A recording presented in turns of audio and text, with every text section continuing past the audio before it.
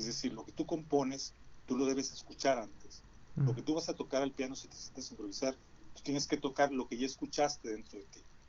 No puedes dejar que el piano te dicte, o que las manos te dicten, o que tu ojo, en el caso de la fotografía, que el contexto donde estás te dicte la fotografía que tienes que hacer. Tú tienes que llegar, observar y decidir, imaginar qué tipo de fotografía quieres arrancarle a ese entorno donde estás. ¿Alguna vez te has preguntado cómo fue el primer contacto del artista con su arte? ¿Cuáles fueron sus momentos de duda y satisfacción respecto a su trabajo? ¿Sus influencias, tal vez? Quédate, descubre algunas de esto y más cosas en De Artista a Artista.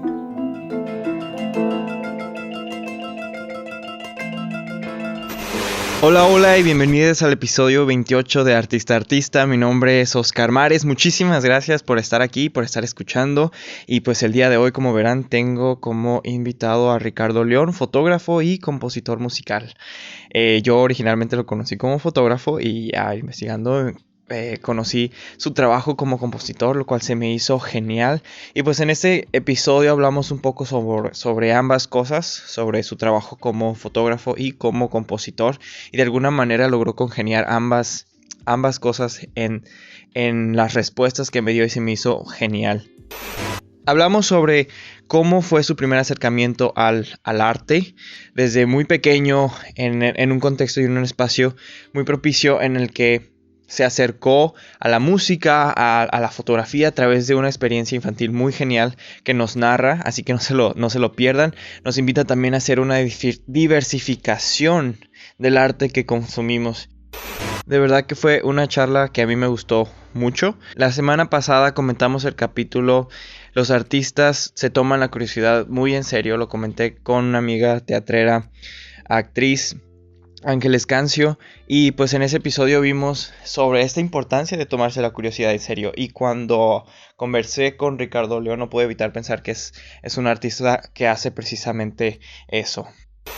No se pierdan esta charla. Pueden encontrar, recuerden, las fotografías o videos y clips de los invitados, invitades al podcast en el Instagram, que es artista.a.artista. Ahí podrán encontrar contenido y las frases y el contenido resaltado de los episodios, así como los enlaces a las diversas plataformas donde puedes estar escuchando este podcast. De verdad recomiendo que se queden hasta el final porque Ricardo me comparte algunas cosas muy geniales que estoy seguro que van a resonar en más de una persona. Y si crees que le vaya a gustar a alguien más, compárteselo, y agradezco mucho que estés aquí escuchando. Pues sin más, los dejo con Ricardo León.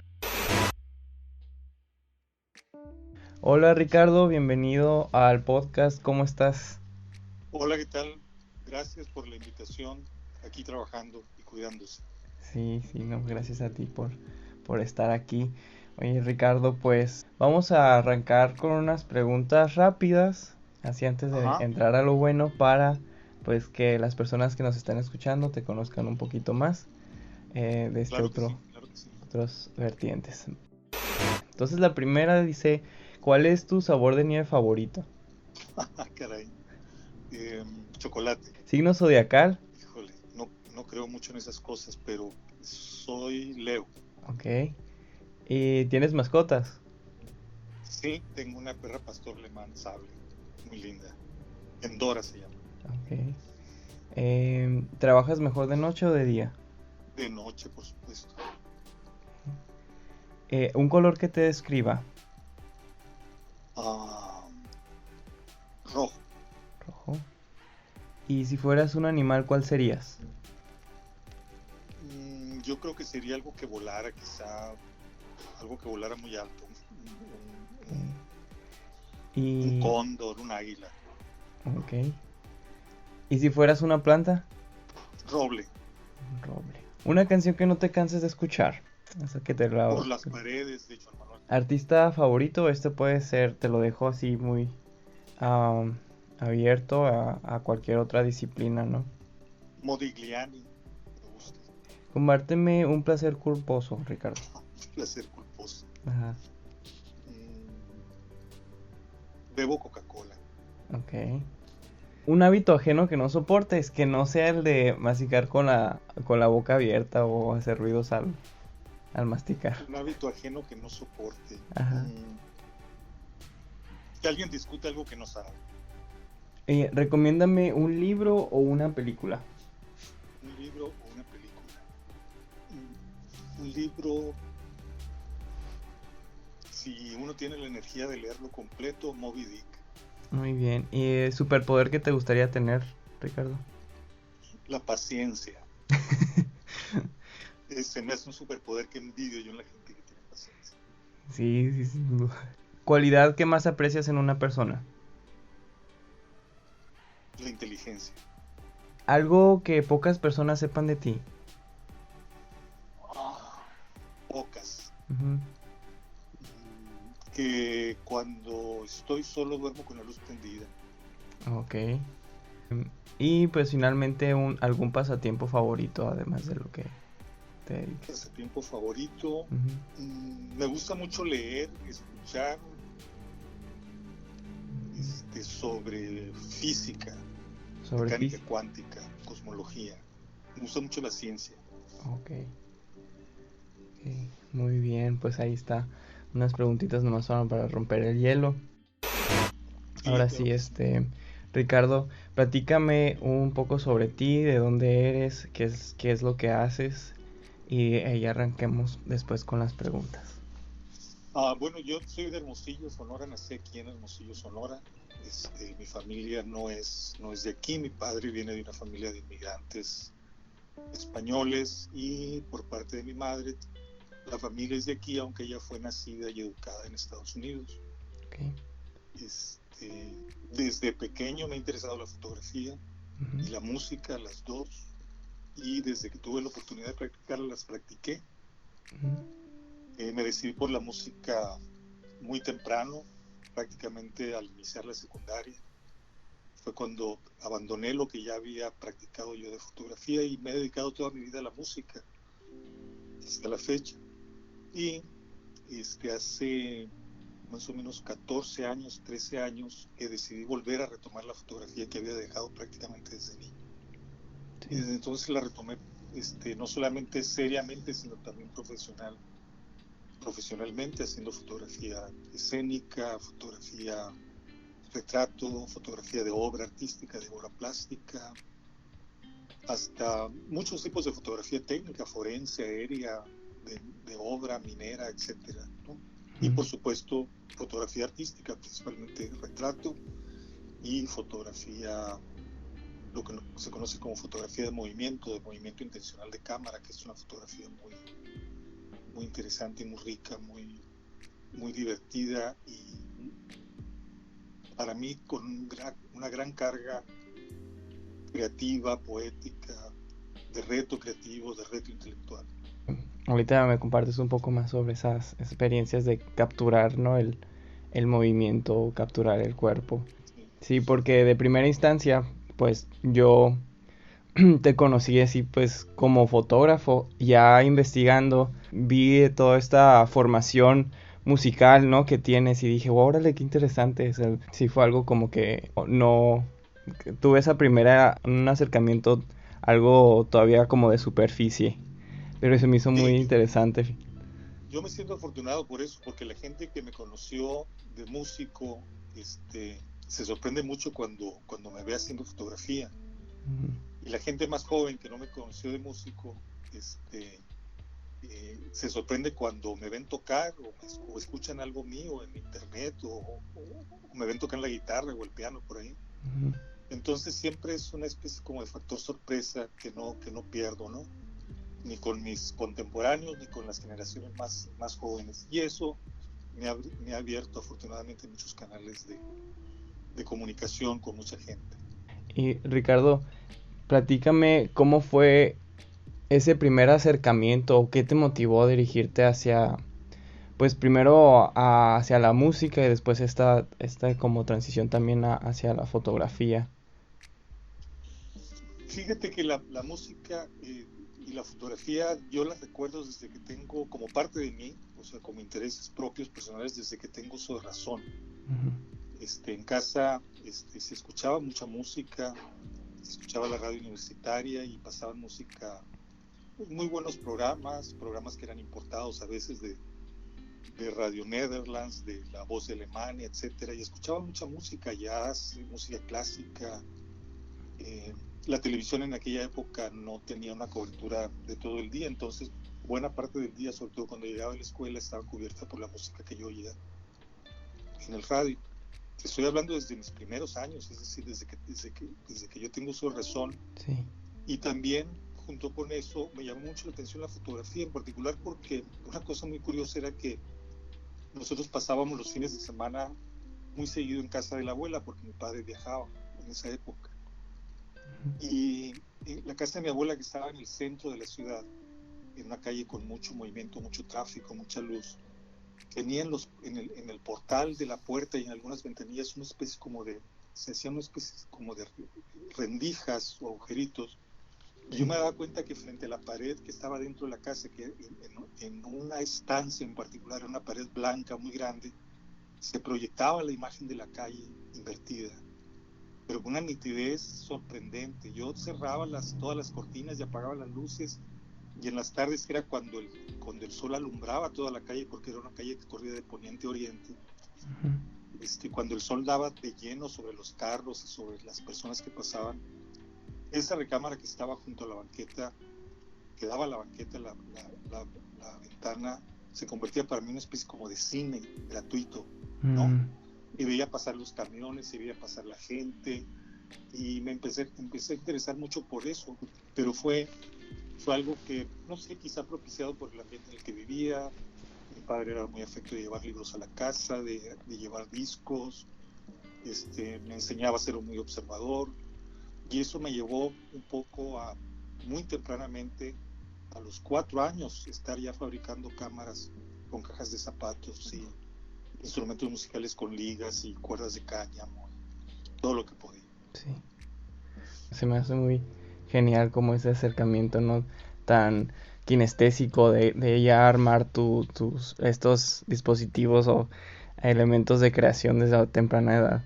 Para mí fue una fortuna crecer en ese lugar que tenía esas características físicas, en esa época en la que la televisión era relativamente era menos agresiva, la gente era más radiofónica. Y por supuesto que a mí me gustaba la televisión, pero la televisión no funcionaba todo el día aquí en la ciudad. Entonces, la radio era una compañía más continuada. Entonces yo me siento agradecido un poco por eso, ¿no?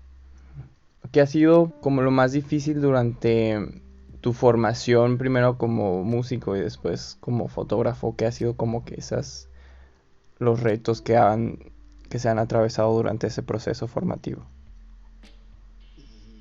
Bueno, yo creo que los retos son los mismos a los que nos enfrentamos todos cuando decidimos dedicarnos a una carrera artística.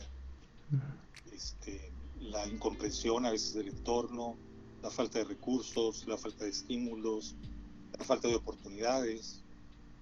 Yo digo que siempre cuando me preguntan cuándo empecé a estudiar música, yo les digo que cuando yo empecé a tocar la guitarra por allá a finales de la escuela primaria, aquí en Hermosillo había 2 escuelas. Era saliendo de la casa a la derecha el farol de la esquina y a la izquierda el farol de la otra esquina. Y en esa época solamente funcionaba un farol de los 2. Entonces yo aprendí a tocar la guitarra así, de noche, con los amigos, a la sombra de la luz callejera que estaba fuera de casa. Y no, para mí fue muy, muy interesante, muy divertido, muy rico. Hice muchos amigos con la guitarra.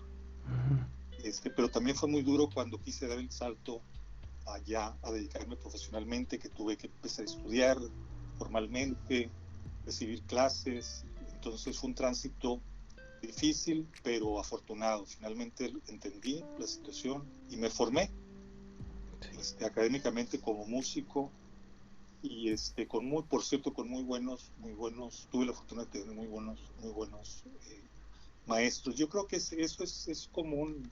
Esa historia no es particular mía. Yo creo que todos los que se deciden por una carrera artística tienen esas mismas dificultades y dudas y encuentros y desencuentros.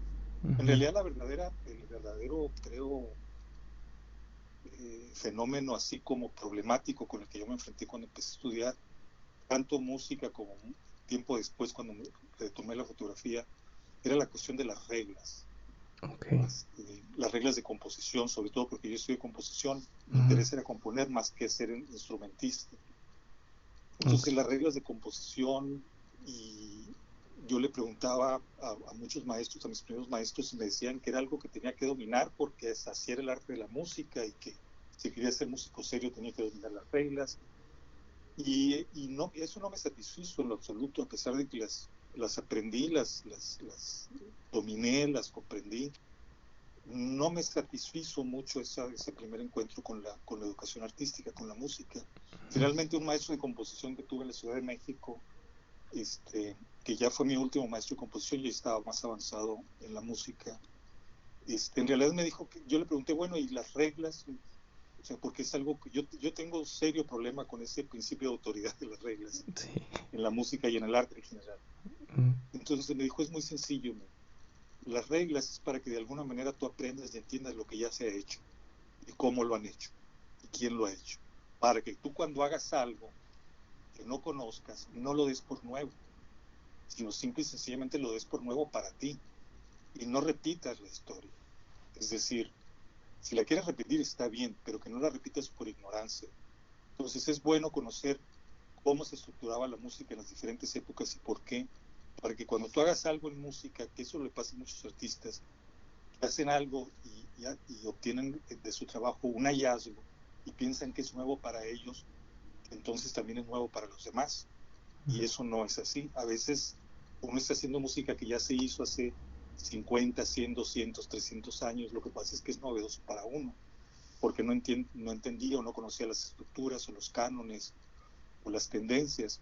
Entonces, finalmente entendí que las reglas son para eso, para saber qué es lo que se ha hecho en el arte, en todas las artes, quién lo ha hecho bien y por qué, y eventualmente poder utilizarlo como parte de tu bagaje de soporte o para no repetirlo, Sí. ¿no? Es entender eso para mí fue así como el día y la noche en cuanto a mi formación Ujú. artística en general. Ahora que lo comentas, algo así me había comentado también una compañera artista, ¿no? Que igual cuando comentábamos ciertas obras me decía, a mí se me hacían muy interesantes y ella como que luego soltaba las referencias, ¿no? De, ok, Uh-huh. pero lo que está haciendo este artista ya se hizo en fulanita fecha, fulanito artista y sí, ahorita que te escucho me acuerdo de eso. Sí, es que es común y se vale, pues, o sea, finalmente el lenguaje artístico, el movimiento, la luz, el sonido es materia. Entonces uno no puede evitar crear Sí. vinculado con la realidad, con la historia, con la cultura. A veces uno está haciendo cosas influenciado por músicos que ni siquiera, por ejemplo, yo que no conozco. ¿Por qué? Porque sobre mí tuvo influencia un músico, un pianista, sobre el cual tuvo influencia otro que yo desconozco, pues, ¿no? Ujú. Entonces, yo estoy tocando a veces el piano y alguien me dice, oye, ¿te pareces a fulano de tal? Ah, no lo conozco, fíjate. No, sí es fulano de tal. Entonces, averiguando me doy cuenta de que ese pianista fue un pianista de tal época que influyó en tal pianista que influyó en uno que yo estoy estudiando, Ujú. ¿no? Sí. Entonces, sí se vale esa influencia, sí se vale. Lo que creo que es un poco como innecesario, digamos, o de lo que hay que cuidarse es de copiar por no tener ideas propias, ¿no? Ujú. Es mejor caer en algo que ya se hizo por ignorancia o que por la simple facilidad o la pereza de copiar algo que ya tiene prestigio por sí mismo y querérselo adjudicar, ¿no? Eso sí ya es otra cosa. Pero las influencias y los préstamos en algún momento yo creo que sí se valen Ujú. si se hacen con dignidad y con seriedad. En su momento, Ricardo, cuando haces o tomas esta decisión de estudiar música, ¿cuáles fueron las opiniones de tus seres cercanos, allegados? Pues en principio así como caras, ojos abiertos y boca abierta, pues no, pero ¿cómo? O sea, pero ¿por qué no estudias algo primero? Si en el otro te dedicas a eso, ¿no? Es que eso voy a estudiar. Y la clásica, pues es que estudio una carrera, pues es que esa va a ser mi carrera, ¿no? Este, mi padre ya para entonces había muerto, él murió muy joven, entonces mi madre pues cargaba conmigo y 3 hermanas y a lo mejor esperaban que yo me dedicara a otra cosa, un poco más útil a la familia. Pero esa fue mi decisión, un poco también por influencia de mi padre que siempre me dijo, tú dedícatelo a lo que tu corazón te llame y respeta ese llamado, porque si no lo respetas y te dedicas a otra cosa, la vida te lo cobra. Entonces, finalmente yo decidí que quería dedicarme a la música en particular. Me interesaba el arte en general, la estética, la filosofía del arte. Eso me interesaba. Se me hacía una incógnita, un enigma muy interesante para resolver. Entonces, así fue que decidí dedicarme a eso. Y además porque sentía que no podía hacer otra cosa. Es decir, no, yo escuchaba o tocaba música y sentía que ese era el lenguaje que yo entendía o el lenguaje a través del cual yo me explicaba muchas cosas. ¿Cómo es que eliges la cámara, ¿no? O la música. ¿Por qué los eliges como como lo que acabas de decir, ¿no? Como esta vía de comunicación? Aparte me llama la atención, ¿no? Siendo una de vías vertientes distintas, una visual y otra auditiva. No sé, también pienso en tu trabajo fotográfico que es así impresionista y abstracta, como el Uh-huh. dinamismo que puede haber ahí también. Bueno, como te digo, para mí la fotografía y la música fueron fenómenos con los que yo me encontré desde que yo recuerdo. Es decir, yo creo que el momento de encuentro con la música y con ese fenómeno óptico que se daba en casa y no lo tengo claro en mi memoria. O sea, sí tengo claro que desde siempre me ha interesado, siempre me interesó y y eso marcó todas las decisiones que tomé en mi vida a partir del momento en que pude tomarlas. A lo mejor si hubiera nacido en otra familia o en otra casa, a lo mejor solamente me hubiera decantado por la música o por alguna otra actividad artística, pero yo creo que el arte sí estaba muy, digamos, no creo en el destino, pero sí de alguna manera yo estaba destinado a dedicarme a algo que tuviera que ver con el enigma del arte, de la creatividad, de la imaginación. Y por cuestiones del destino, cosas que uno no, no controla, pues se dio que esa facilidad en casa había música, mi madre tocaba el piano, cantaba muy bien, mis tías abuelas, ellas no eran maestras de escuela pero tocaban instrumentos, una tocaba el cello, el otro tocaba violín, otra tocaba mandolina. Wow. Este, entonces, y por otro lado, esos fenómenos que se daban en casa, que era una casa grande, que daba, digo, una calle muy iluminada, que de repente en las tardes esa pared se convertía en un cine. Entonces, eso me impactó. No hubo un momento en que yo decidiera dedicarme a eso, sino que es algo, vamos, fue una conclusión lógica de esas primeras experiencias que yo tuve, fue una consecuencia lógica Sí. de esas experiencias. Qué genial como está todas estas, la memoria, ¿no? De estas vivencias, de estos primeros acercamientos. Sí, son definitivos, claro. ¿Y cómo los contrastas, por ejemplo? Se me hizo muy genial que llegaste a tener clases con la maestra Emiliana Subeldía. Sí, sí, ¿Cómo fue fue mi esa maestra. experiencia? Me da mucha curiosidad por saber.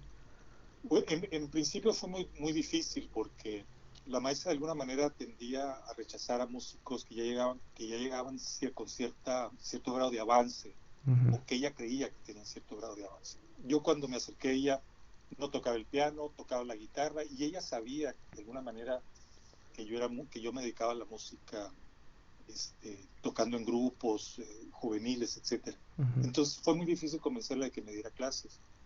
Finalmente aceptó darme clases y cuando de piano, por supuesto, ¿no? Ujú. Ella era como compositora daba clases de piano. Pero en realidad lo que yo quería estudiar con ella era composición, porque la maestra Emiliana Subeldía, más que maestra de piano, fue una gran compositora. Y cuando yo le dije, ya que me aceptó como alumno, que quería estudiar clases de composición, casi me corre de la academia. Ande, ¿en serio? Entonces, a partir de ahí fue una especie de estira y afloje de decirle, de hacerle caso, es decir, estudiar el piano como ella me decía, de tocar las piezas que ella me dejaba, hacer los ejercicios, hacerle caso a todas las indicaciones, pero cada clase yo le decía, maestra, sí, yo toco todo esto, pero yo lo que quiero es estudiar composición. Y siempre que hacía eso, me regañaba y se paraba enojada y me decía, vete a estudiar, olvídate de eso, quién sabe. Entonces, hasta que yo, y cada clase, cada semana, 2 veces a la semana, 1 vez a la semana, yo insistía con ella hasta que un día, sin decirme nada, me senté al piano, di mi clase y después de eso me puso enfrente una pieza que ella había compuesto y me dijo, tócala. Entonces la empecé a tocar y me gustó mucho. Me gustó mucho, que creo que la toqué bien de alguna manera. Y a la maestra le gustó. Entonces me dijo, a partir de la siguiente clase te voy a empezar a dar clases de composición. Y a partir de ese momento igual fue el día y la noche con ella, mi relación con ella se convirtió en otra cosa. Me empezó a dar clases de composición, me empezó a explicar muchas cosas que tenían que ver con la música, con la historia de la música, en particular con la música que ella componía, que era fundada en la teoría de Novaro, en la teoría sonora de Augusto Novaro, y su teoría armónica, su teoría de las formas, su experiencia como mujer, compositora y directora de principios de siglo. Fue una mujer muy fuerte, ¿no? Que se tuvo que enfrentar a un mundo dominado por hombres. Entonces, era de una personalidad muy, muy fuerte, era una gran sobreviviente. Yo aprendí mucho, lo mejor que he aprendido en mi vida de la música me lo enseñó ella. Y en mis cuadernos de piano, en mis libros, mientras yo tocaba, ella hacía anotaciones sobre la partitura. Cuando yo ya estaba tocando de memoria, ella tenía el libro de lo que yo estaba tocando en la mano. Entonces, para corregirme algún pasaje del piano, de una de las dos manos, o una frase completa del piano en general, en lugar de hacerme anotaciones académicas, musicales, ¿no? De decirme, cambie el dedo aquí más piano, aquí más lento, aquí más rápido. En lugar de hacer eso, me ponía versos de León Felipe o de Miguel Hernández, ¿no? Y me decía, cuando pases por esto, recuerda este verso, ¿no? Entonces, yo de ella, salvo cuestiones muy técnicas, los consejos musicales que yo recibí, los recibí en forma de literatura, de poesía. Me decía, cuando pienses en esta música, trate de relacionarla con este poema de Lorca, por ejemplo, ¿no?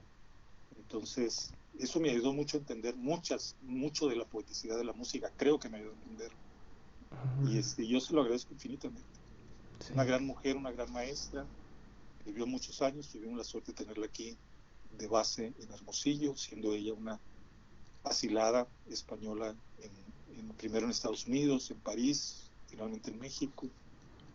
Y fue una fortuna para mí tenerla ella aquí en la ciudad, como maestra además. Sí, la verdad se oye muy particular y muy interesante esa forma de ver a la música, ¿no? A través de un verso de algún poema. Wow. Sí, claro que sí. Ricardo, ¿tú cómo estimulas tu creatividad? Trabajando. Yo creo que el yunque y el martillo del material de trabajo de uno, del cual pueden salir, de la forja de la cual deben salir muchas cosas, o pocas cosas, pero bien hechas, es el músculo tenso permanentemente, y golpear y golpear y golpear y golpear y golpear. Todos los días, aunque sea un momento, aunque sea 1 hora, 2 horas, media hora, pero siempre tratar de arrancarle algo a la imaginación, estar sobre eso como respirar, pues, ¿no? Sí. Yo soy de los que digo que yo no recuerdo tener la mente en blanco, o sea, yo no sé poner la mente en blanco, no sé lo que es el silencio, siempre estoy oyendo, si no estoy escuchando algo en la televisión, o estoy viendo un documental de ciencias o cine, estoy en silencio, estoy componiendo con el oído, ¿no? Entonces, o estoy viendo fotografías que quiero tomar, sin la cámara y sin el piano. Entonces, yo creo que la imaginación se estimula imaginando, la creatividad se estimula trabajando, y eso, yo no lo veo con el hecho de estar con la cámara en la mano o sentado al piano, en mi caso. O sea, yo aprendí a componer sin sentarme al piano, por ejemplo. O sea, yo poder componer sobre el papel desde, desde la imaginación al papel sin tener que estar escuchando en el piano qué es lo que estoy tocando. Que es lo que en realidad es una manera muy académica, muy clásica de estudiar y de aprender y de practicar composición. Tener memoria tonal, es decir, saber cómo va a sonar aquello que tú estás escribiendo sin necesidad de tocarlo tú en ningún instrumento antes. Y lo mismo, y ese mismo hábito, ese mismo reflejo, digamos, mental, lo trasladé inmediatamente a la fotografía ya como adulto. Es decir, yo antes de disparar la cámara veo la foto. Me siento en la obligación de ver la foto. Si yo no veo la foto, yo no disparo. ¿Sí? Entonces,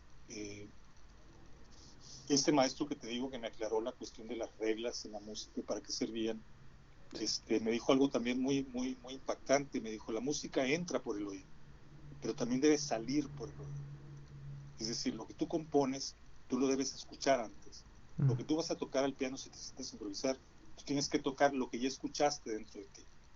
No puedes dejar que el piano te dicte o que las manos te dicten o que tu ojo, en el caso de la fotografía, que el contexto donde estás te dicte la fotografía que tienes que hacer. Tú tienes que llegar, observar y decidir, imaginar qué tipo de fotografía quieres arrancarle a ese entorno donde estás o qué tipo de música quieres hacer en ese momento sin necesidad de sentarte el piano o todavía sin levantar la cámara y ponértela frente al rostro para empezar a disparar.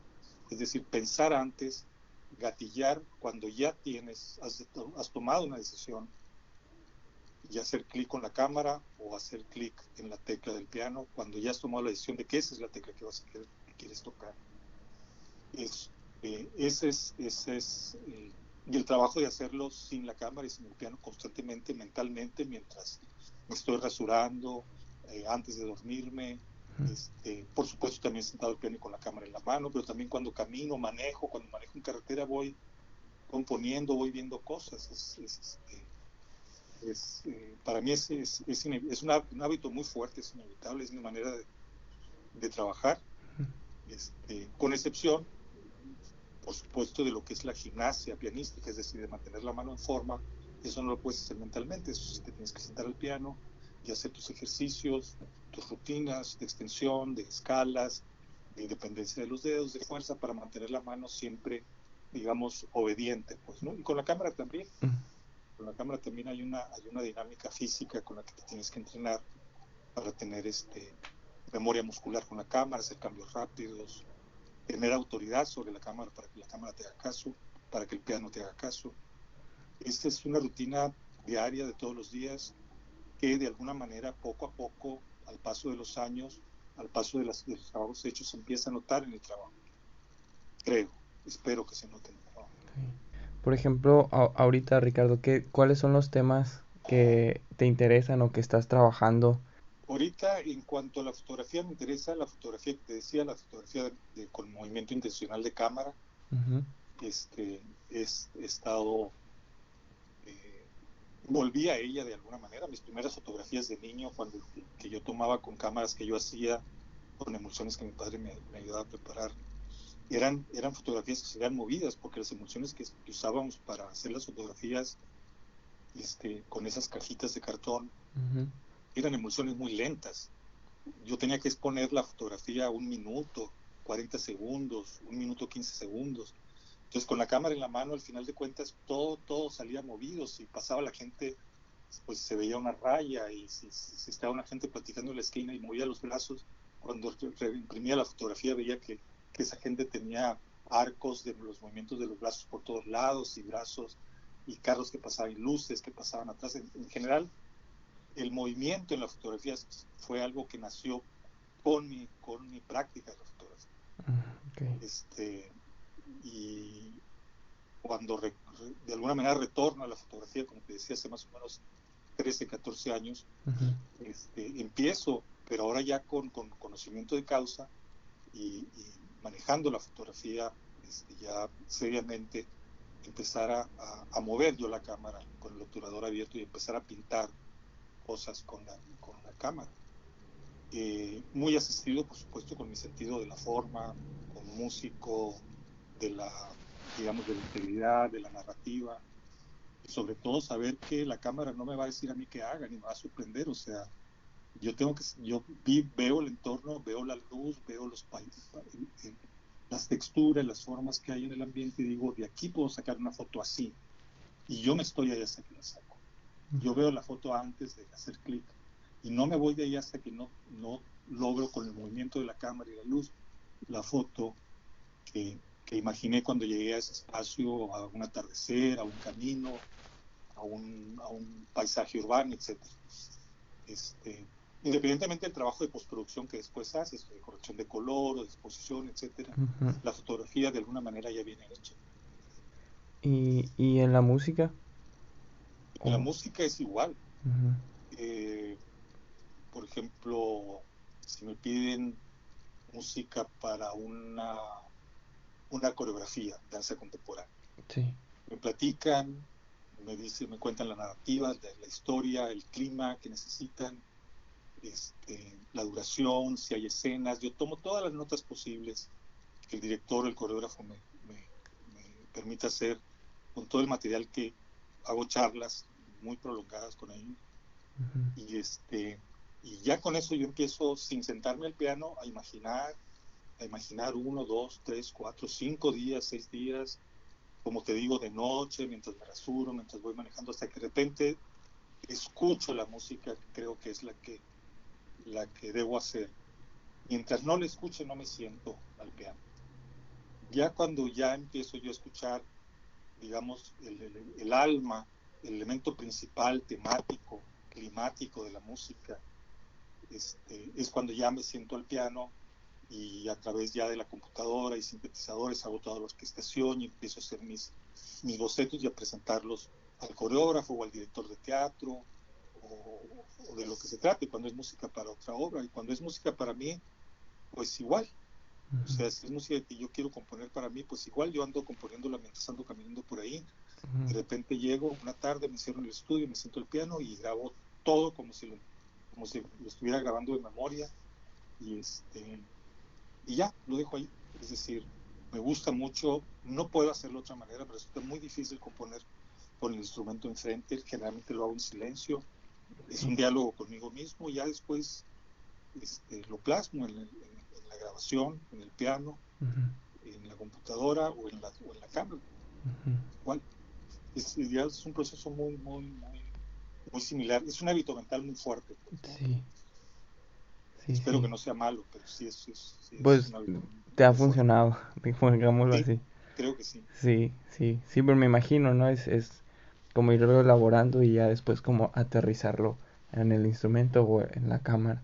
Es muy interesante esta relación de la música con la fotografía, porque por otro lado, yo experimento un fenómeno muy particular que muchas personas lo tienen, no es nada privativo mío, hay personas que lo tienen, que se llama sinestesia, que es que cuando yo escucho música en una parte, digamos, de mi campo visual superior derecho, fuera del área de visión fina, es decir, como si fuera una especie como de fantasma aquí de reojo, yo empiezo a ver como formas, colores, texturas, nada definido, pero sí muy, digamos, no figuras conocidas, pero sí formas y texturas con mucha intención, ¿sabes? Lo que alcanzo a ver, pues, digo que es algo que yo experimento como de reojo. Y lo que más se parece a lo que veo cuando estoy tocando es lo que se puede ver en mis galerías de fotografía abstracta, de Sí. fotografía de movimiento de cámara. Es lo más parecido que he logrado hacer. No intento reproducirlo porque yo siento que no hay equivalencia, pues, ¿no? En ningún momento. Pero esa experiencia de la sinestesia a mí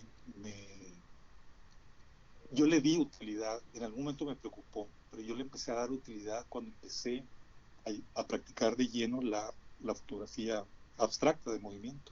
Es lo que noté y se me hizo muy interesante, o sea, ver esas fotografías y de repente ubicar el lugar, pero ver que sucedía esa impresión, pues precisamente, ¿no? Lo abstracto y la impresión del movimiento que hay ahí.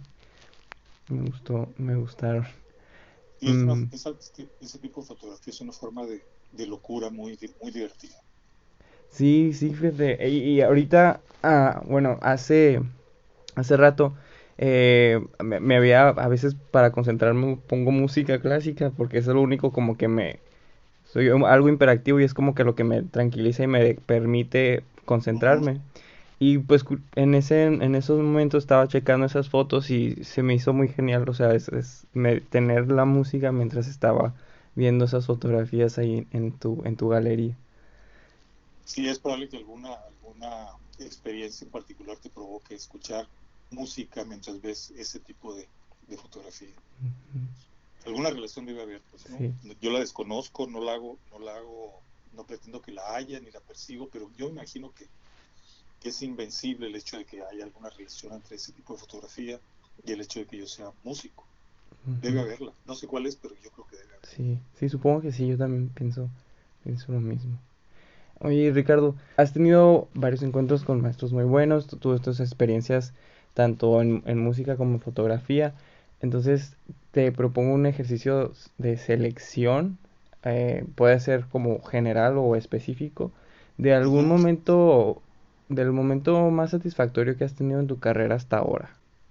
Bueno, yo tengo la suerte de tener, o sea, como anécdotas satisfactorias que me han dejado como una sensación de plenitud, muchas, afortunadamente muchas. Ujú, Sería ingrato no nombrarlas todas, ujú, porque todas han sido, todas esas experiencias plenas para mí fueron eso, fueron experiencias muy plenas de amistad, de compañerismo arriba del escenario, abajo del escenario, en el estudio de fotografía, yo haciendo fotografía escénica, mi comunión con los actores, con los bailarines, con los músicos. Es decir, ha habido momentos como muy luminosos, ujú. ¿no?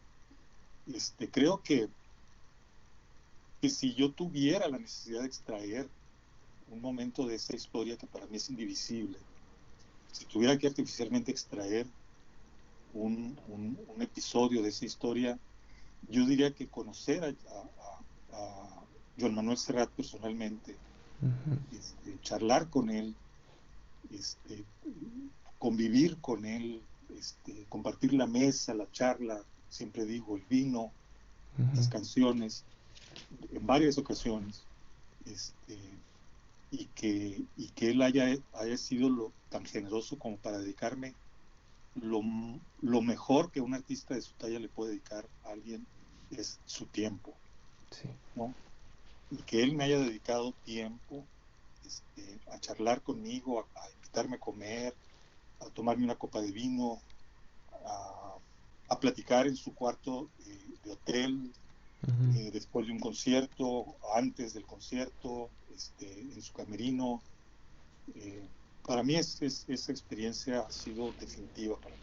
Si yo tuviera que extraer una de muchas experiencias como esas, yo me quedaría con esa que yo tuve de tratar y de conocer, de trabar una relación muy, muy, muy particular con este hombre que es tan querido y apreciado por tanta gente y tantas generaciones, que es Joan Manuel Serrat. Oye, Ricardo, ¿hay algo que te habría gustado saber antes de haber excursionado a estas áreas musicales y fotográficas?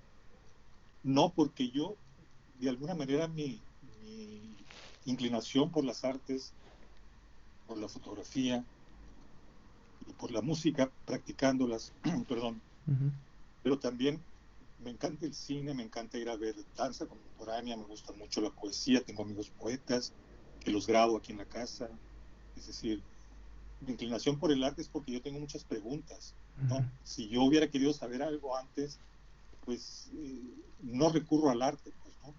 ujú. Yo recurro al arte porque veo que es la manera en que yo me empiezo a explicarle el mundo de una manera un poco más coherente para mí.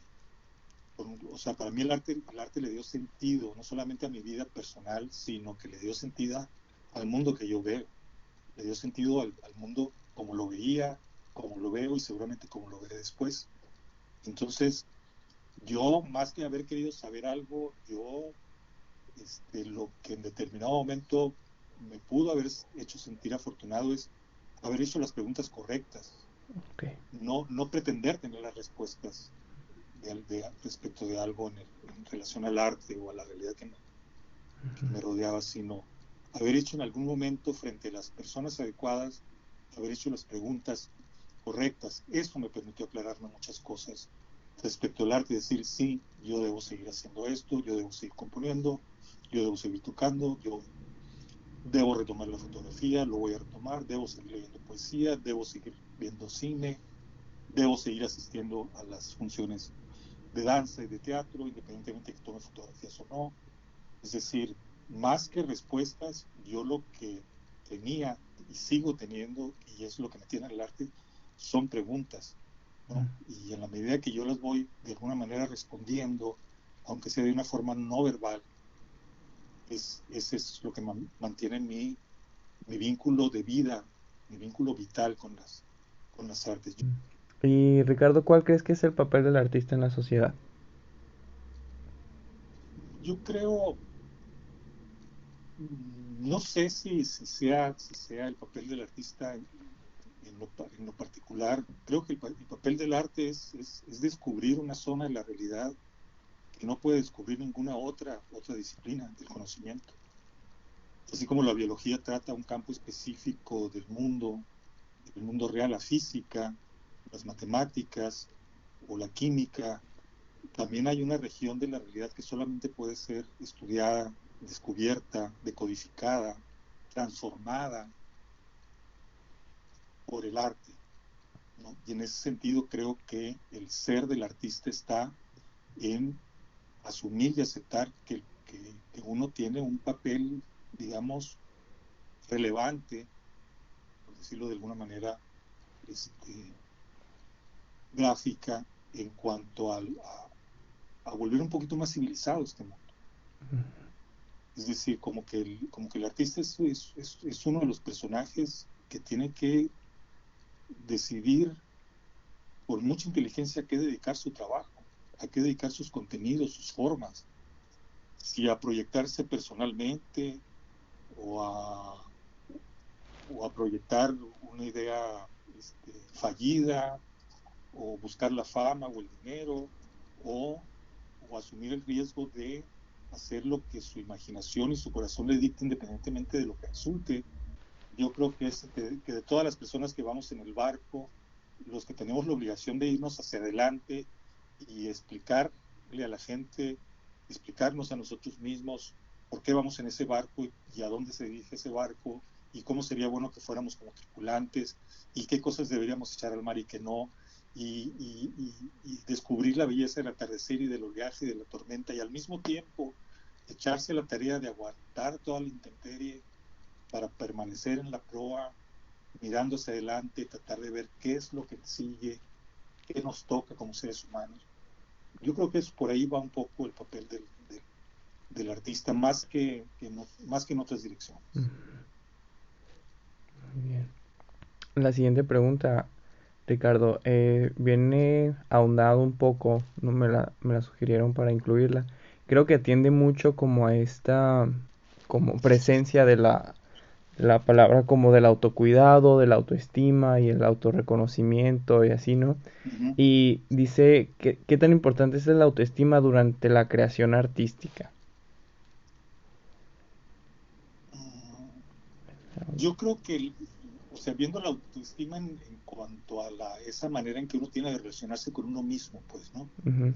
Ni de premios gratuitos, ni de castigos gratuitos. Yo creo que la autoestima es lo que resulta de independizar lo que pensamos de nosotros mismos de lo que la otra gente piensa de nosotros mismos. Si nosotros nos relacionamos con nosotros mismos a partir de lo que la otra gente piensa que somos, pues vamos a vivir en un infierno o vamos a vivir en un cielo falso, ¿no? Uh-huh. Entonces yo creo que la autoestima viene precisamente de estimarnos justamente como lo que nosotros somos o lo que nosotros vemos de nosotros mismos, no como la demás gente nos ve. Y en ese sentido, y a partir de ahí, pues derivar la mayor cantidad de seguridad que tú tengas respecto de lo que quieres hacer, aprender a defender tu trabajo, tus opiniones, tus puntos de vista, tus creaciones, tus aventuras, y aprender de tus fracasos, reconocerlos, independientemente de que los demás te los aplaudan o no, de que también los califiquen como fracasos o como triunfos, saber cuándo fracasaste, cuando no resultó de aquello lo que tú esperabas, y también aprender a reconocer cuando hiciste algo que realmente te satisfizo y sentirte bien, Sí. pero hasta ahí nada más, ¿eh? Porque eso de sentirse bien tiene que terminar con la luz del día.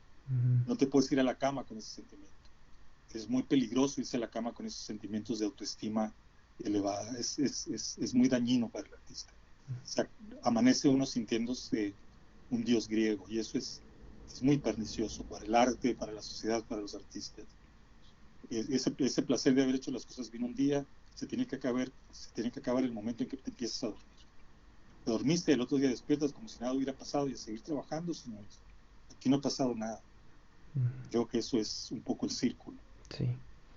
No, no quedarse precisamente en un solo lugar, por más doloroso o placentero que sea, ¿no? De algún modo. O por más cómodo que sea, ¿no? Por más cómodo, sí. Ricardo, ya en un ejercicio de autocrítica, ¿no? Mencióname algo que te guste de tu trabajo y algo que no te guste de tu trabajo. Mm, a lo mejor la respuesta para la respuesta para las dos preguntas es la misma. A ver. Yo me doy cuenta que mi trabajo es invenciblemente, cuando toco el piano, cuando compongo, cuando hago fotografía, es sumamente autobiográfico. Muchas personas me dicen, Ricardo, me mandan una fotografía por WhatsApp o por correo. Esta fotografía es tuya, ¿verdad? Si no tiene la... Así me imaginé. O sea, ven la fotografía y me ven a mí. Mm, Al menos la gente que me conoce, pues, ¿no? ujú, Entonces, yo creo que eso me gusta de mi trabajo. Creo que en ese sentido hay una especie como de cierta consistencia y coincidencia entre lo que soy y lo que hago. O al menos entre lo que yo creo que soy y lo que yo creo que hago. ¿Sí? Pero al mismo tiempo creo que eso tampoco no me gusta porque hay mucha gente que me dice y me descubre cosas, ¿no? Mías, personales, cuando ve mi trabajo, sí, sí. que a veces me gustaría que la gente no entendiera o no supiera. No es algo que suceda muy a menudo, pero cuando sucede es como si te sorprendieran bañándote en la regadera, pues, ¿no? Sí. Y que alguien entra por accidente y dices, pero qué caray, ¿no? Yo no me Ah, sí, esperaba sí. esto. Entonces, yo creo que la respuesta, por eso te decía, la respuesta a las dos preguntas es la misma. Yo creo que la capacidad de volcarme siempre que puedo en el trabajo que hago y ser yo en el trabajo que hago, que la gente me reconozca, los que me conocen en el trabajo que hago, o cuando me conocen después de ver mi fotografía dicen, ahora me explico, ¿no? Ujú, Esa coincidencia me gusta, pero al mismo tiempo me hace sentir un poco como vulnerable, pues, ¿no? sí. Porque digo, ¿cuántas cosas estaré diciendo de mí que yo ni sé? Entonces, yo creo que eso es un poco lo que me podría disgustar, entre comillas, de mi trabajo, que Ok, es un poco como indiscreto. muy bien. Y Ricardo, para ti, ¿qué es el éxito? Para mí el éxito es un asesino serial, es un asesino que ha matado el espíritu, la carrera, Ajá, el espíritu creativo, el compromiso, la inteligencia y el talento de muchos artistas de todas las disciplinas. ok. Este, un maestro me decía, ninguno de los que te he mencionado hasta ahorita me decía con mucha seriedad, me decía, mira, el que busca éxito, el que busca dinero y fama, solamente consigue eso. Entonces, entendí un poco lo que me quería decir. Ujú, O sea, la fama, el dinero, el éxito, entre comillas, como se ve en esta sociedad, no tiene nada que ver con el arte. Y la gente que lo persigue acaba haciendo otra cosa que no es arte, ujú, porque el arte no te lleva a ese éxito. Es más, te lleva, creo, un poco como a someterlo a juicio, ¿no? sí. Eso no quiere decir que no puedas aspirar a vivir con dignidad de tu trabajo y cobrar por tu trabajo y hacerlo bien y que te paguen y vender tu obra y tus grabaciones o tus fotos. Claro que sí, pero una cosa es eso y otra cosa es hacerlo para venderlas, Ok, ¿no? Que yo sí. hiciera fotos para hacerme rico. Yo creo que la mejor forma que yo tengo de describir el éxito es eso, es un asesino serial de artistas. Si tú ves artistas que han muerto creativamente en garras del éxito de las drogas, de la incomprensión de él, del mundo, no del mundo hacia él, o de ellas, el mundo.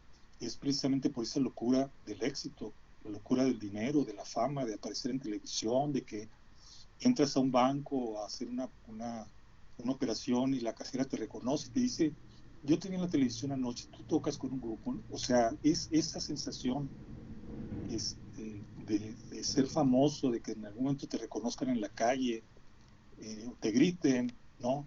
De, de lejos te griten el verso de una canción que tú compusiste, por ejemplo, ¿no? Y sentirte en determinado momento satisfecho, pero nada más. O sea, no pensar que por eso ya eres una persona especial. Ese sentido del éxito para mí, te digo, es un asesino serial, no es otra cosa. Y hay que sacarle la vuelta, porque te mata de varias veces y de una manera muy cruel. Y ahorita, Ricardo, si me puedes mencionar alguna referencia básica, ya sea una obra, un libro, un artista, alguna referencia que tú consideres básica dentro del arte que te desempeñes, en este caso, pues de la música y la fotografía. ¿Alguna referencia Ujú. creativa, Que, intelectual, algo así? pues algo que las personas que nos están escuchando puedan como consultar o buscar o investigar.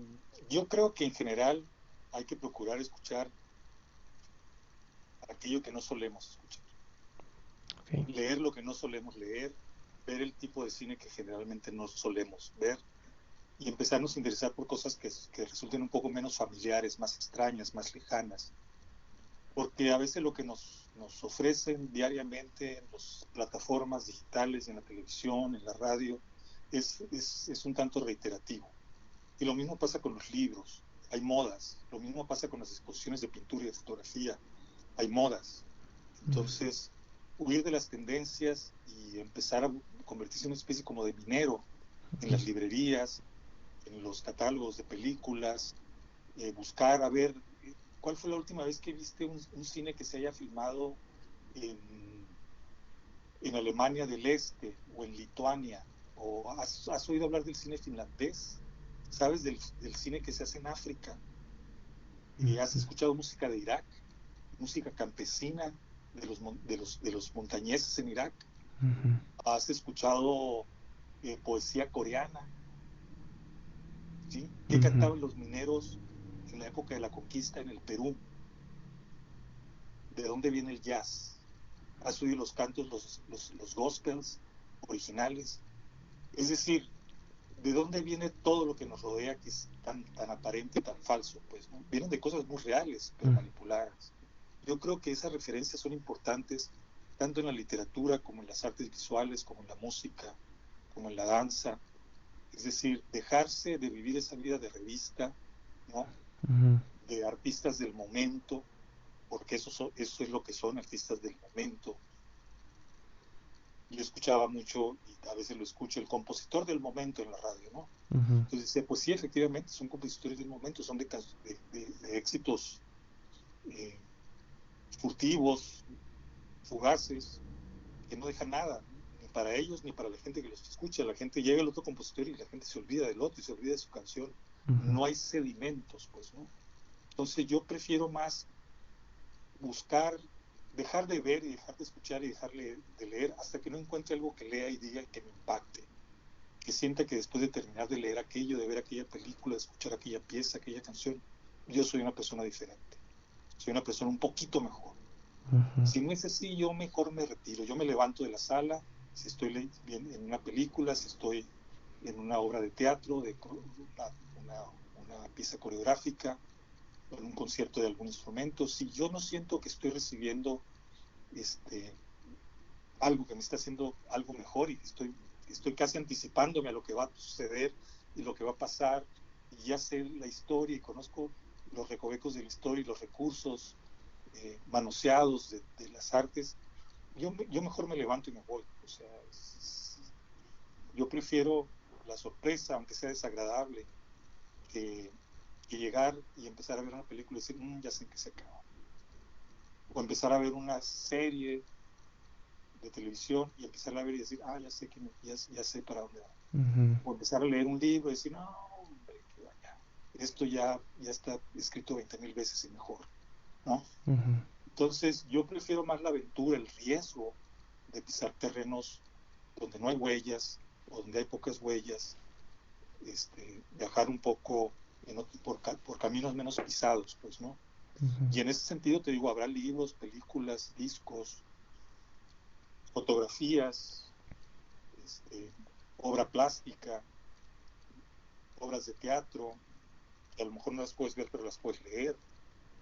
El teatro también, muchos nos olvidamos de que es una disciplina literaria, Sí. y existen libros también. Entonces, yo creo que lo que yo puedo recomendar es que simple y sencillamente se bajen del camión en el que van, se bajen del tren en el que van por un momento y se metan y se pierdan hacia el horizonte, ¿no? Perpendicular al camino que llevaban por unos momentos, por unos días, por unas semanas, y vean a ver qué encuentran, ¿no? Seguramente van a encontrar muchas sorpresas y muchos no vuelven a subirse al tren. Yo soy uno de ellos. Ujú. Muy bien. Y ya finalmente, Ricardo, y a lo largo de la entrevista me has comentado como pues consejos que te han dado ciertos maestros, maestras que has tenido durante tu formación. Uh-huh. ¿Cuál ha sido o compárteme algún consejo final, ya sea de tu parte o algún otro que recuperes ahí de la memoria o si quieres enfatizar uno en particular de los que ya compartiste? Bueno, yo creo que algo que yo trato de practicar y que yo trato de transmitir. Yo he dedicado muchos años a la docencia también. He sido maestro de artes, de música y de estética, Sí. de diferentes instrumentos durante muchos años.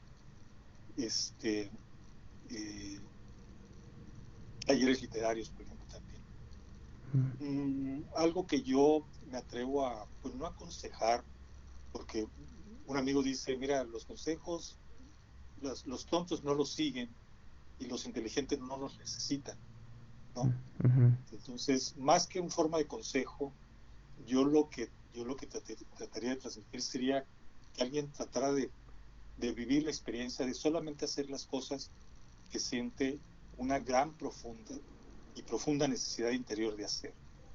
Es decir, no ser frívolo, no ser superficial, no ser visceral, este, con el intimista con los trabajos artísticos. Hacer algo cuando realmente sientas que se te va la vida en aquello. Pero la vida en el sentido más amplio de la palabra, no la vida en el sentido de que hay como sufre, ¿no?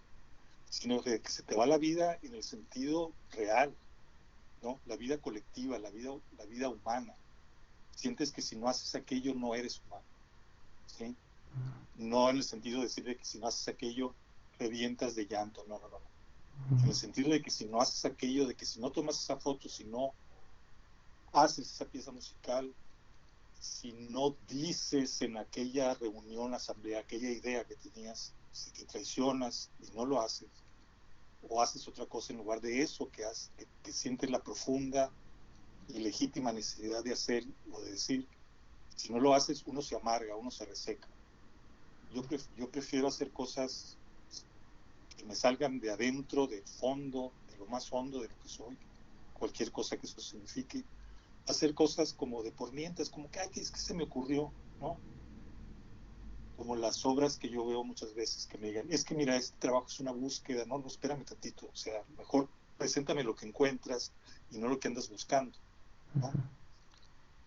A mí no me gusta presentar trabajos, decir, esto es parte de mi búsqueda, ¿no? Entonces yo mejor digo, pues, ¿sabes qué? Invítame a tu exposición, a tu concierto, a tu función, cuando encuentres algo, ¿sí? Porque yo también ando buscando por mi lado, ¿no? Ujú. Dejé de buscar, dejé mi estudio por venir a verte. Entonces, yo prefiero eso, hacer cosas por necesidad profunda, real, humana, de sentir eso de que se nos va la humanidad en ello, no la vida personal, íntima, eh, intimista, sino nuestra vida en el sentido humano, de que se nos va nuestra naturaleza humana en aquello si no lo hacemos, de que dejamos de ser humanos si no respondemos a ese impulso que solamente los seres humanos tienen, que es el de crear. Es lo único que nos distingue de los animales. Sí. Entonces, si no respondemos a ese impulso y dejamos de ser seres humanos, pues cualquier cosa que hagamos no va a tener mayor significado para la mayor parte de la gente, ni para uno. Será una pérdida de tiempo, de energía, un desencuentro. Y tampoco quiere decir que si uno hace todo lo que le nace del corazón, del fondo, del intelecto, sea bueno o exitoso, tampoco.